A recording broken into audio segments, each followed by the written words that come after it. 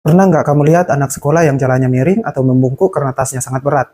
Hati-hati, kebiasaan ini bisa pelan-pelan bikin tulang belakang anak berubah bentuk, bahkan sejak usia SD. Padahal semua itu bisa dicegah asal kita tahu batas berat tas yang aman. Tas punggung memang praktis dan jadi teman setia anak sekolah setiap hari. Tapi sayangnya, banyak orang tua belum menyadari bahwa beban tas yang terlalu berat bisa memberikan tekanan berlebih pada tulang belakang anak yang masih dalam masa pertumbuhan. Anak-anak memiliki struktur tulang yang masih lentur dan mudah berubah bentuk. Kalau setiap hari mereka membawa beban terlalu berat, apalagi dengan postur yang salah, maka lama-kelamaan bisa terjadi kifosis atau punggung menjadi bungkuk, bahu menjadi tidak sejajar, bahkan bisa timbul nyeri punggung dan leher kronis sejak dini.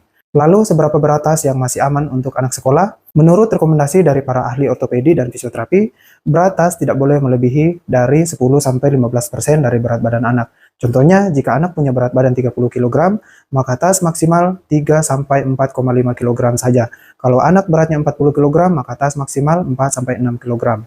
Lebih dari itu, beban akan mulai memberi tekanan berlebihan pada otot punggung, bahu, dan tulang belakang. Berikut adalah ciri-ciri tas anak sudah terlalu berat. Yang pertama, anak membungkuk ke depan saat berjalan. Yang kedua, bahunya tidak sejajar karena beban berat sebelah. Yang ketiga, sering mengeluh pegal di leher atau pinggang setelah sekolah. Yang keempat, ada bekas tali tas di bahu karena terlalu menekan.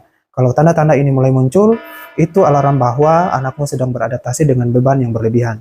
Tips untuk mencegah gangguan tulang belakang pada anak sekolah, yang pertama, selalu gunakan tas punggung 2 tali. Jangan biarkan anak pakai tas dengan 1 tali saja. Ini bisa bikin bahu tertarik sebelah. Kemudian yang kedua, pastikan tali bahu lebar dan empuk. Tali yang lebar bisa mendistribusikan berat dengan lebih merata.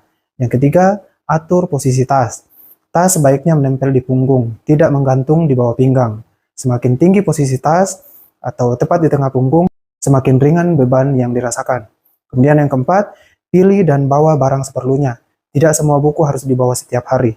Ajarkan anak untuk menyortir isi tasnya. Kemudian yang kelima, latih otot punggung dan postur.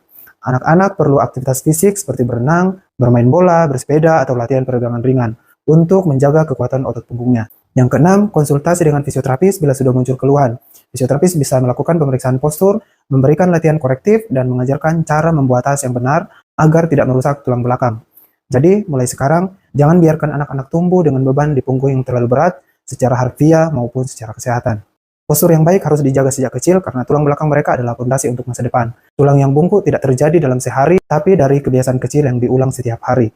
Cegah bungkuk sejak dini, ringankan tasnya, kuatkan masa depannya.